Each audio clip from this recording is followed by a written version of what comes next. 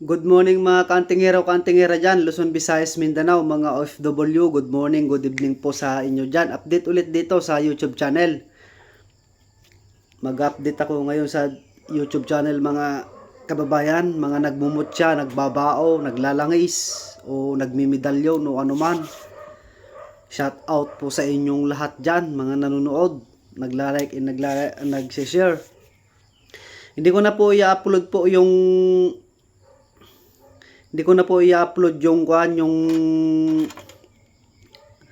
aktual kasi nagkainitan mga kantingero. Papakita ko na lang po itong sinubukan nila na gamit ko. Itong bracelet na gamit ko mga kababayan.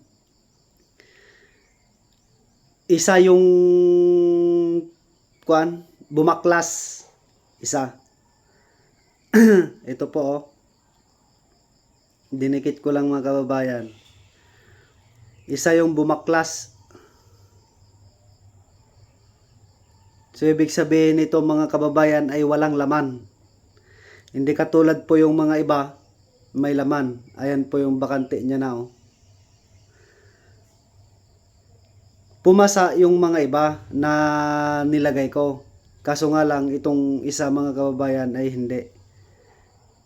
Ang ginanito ko po yan mga kababayan no. Ganito po ang itsura niyan. Tapos binalutan ko po ng pulang tela. Tapos dinasalan. Nung binaril mga kababayan, ito yung bumaklas. Walang laman no. Wala. Ampaw mga kantingero, bumaklas. Tapos ito namang bao mga kantingero. Pero 5 putok ito. 5 putok. Ito naman ay 5 din. Ito yung kanya. Na alis din yung nilagay ko. Ito po. Naalis din. Kung mapapansin nyo po mga kababayan. Ito naalis. Tapos sa baba niya. Pilitin niya na bubutasan. Barilin niya. Wawasakin niya daw. Pero hindi niya kinaya mga kababayan. Ayan o. Ito. Tapos sa baba. Tapos dito mga kababayan. Puro toklap lang ang napala mga kababayan yung bumaril. Ayan. 5 putok po ito mga kababayan. Tapos itong mga salsagan ay hindi po nagalaw. You know?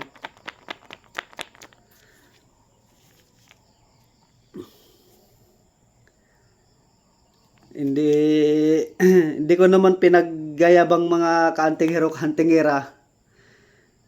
Kung sino man yung nanonood, 5 putok po. Malapitan lang po ito. Halos mahigit 1 dipa lang siguro. Hindi hindi mubra. Ito lang yung nadismaya po ako dito sa sinalpak kong bracelet. Isa yung bumitaw, bumaklas. Ampaw pala, ampaw. Walang hindi gumana, ampaw. 2, 4, 6, 8. 10 lahat yan mga kababayan, no? 2, 4, 6, 8. Wala na yung isa. Ito yun, no? Bumitaw. Yung mga naghahanap po dyan ng mutya po na ganito. Alog po pero konti lang. Ito yung bato. Ang tawag sa amin ay babato. Bato po ito. Bato po ito ng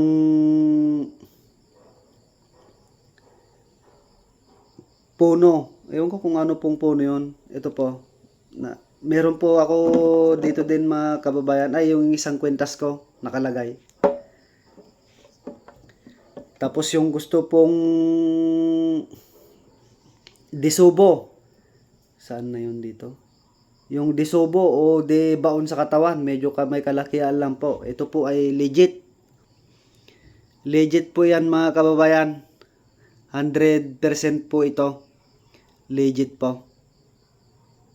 Napakadulas po ito mga kantingero-kantingera. Yung ganito po, hindi na po ako pwedeng magbaon. Katulad po ito. Kasi may nakabaon na po dito. Hindi na po ako pwedeng magbaon dito mga kababayan. Tapos yung naghahanap din po na ganito. Ito po yung bunga na kahit pupukpukin mo po ng martilyo ay hindi po siya nababasag. Ito po yung nilalagay namin sa loob po ng bao. Ang tawag sa karamihan po ito ay Sagrado Corazon. Di ko lang po sure kung Sagrado Corazon. Kasi nung nag-video call kami yung kaibigan ko taga Bisaya, sabi niya Sagrado Corazon daw. Pero hindi ko lang po sure. Yan. Kung talagang Sagrado Corazon nga po ito. Nilalagay namin sa loob po ng bao ito. Tapos may puno po na malaki, tinetensyo siya, yung power saw, tenso, yung binibiyak sa gitna. Nakuha po itong bato. Ito. Nakuha po yung bato. Pagkalam nila yung nag-treasure, ay nagpa-power show ay sign daw ito ng mga gold, ganun, sabi nila. Hindi daw ito agimat, sabi nila. Pero binigay sa akin. Pero sinabihan ako na ganun, na nagtetenso sila sa malaking puno, na nara yata yon o ano man na kahoy, natenso nila sa loob po ng puno. Sa loob po ng puno, mga kababayan, na tenso nila. Ngayon, nung natenso nila, nilihisan nila kasi may bato. Kinuha nila po ito. Yun po yung paliwanag po sa akin. Pero may video naman po sila pinapanood sa akin kasi binidyoan nila bakit nagkaroon ng bato. Siguro, baka nilagay siguro ng hapon noon. Lumaki na yung puno. Siguro ganun. O karamihan sa mga Bisaya kung ano man ay tinatawag nilang mutya. Di ko naman po sure. Di ko po sure kasi gawa ng kita ko po yung video nasa loob talaga Ito po yon. Yung naghahanap po ng pandakaki po na naging bato, ito na po. Pandakaki po na naging bato. Bato na po siya mga kababayan. Isinipirit ko. Ito po yung legit na pandakaki. Hindi po yung pandakaki. Ingil lang na kwan. Ito po yon.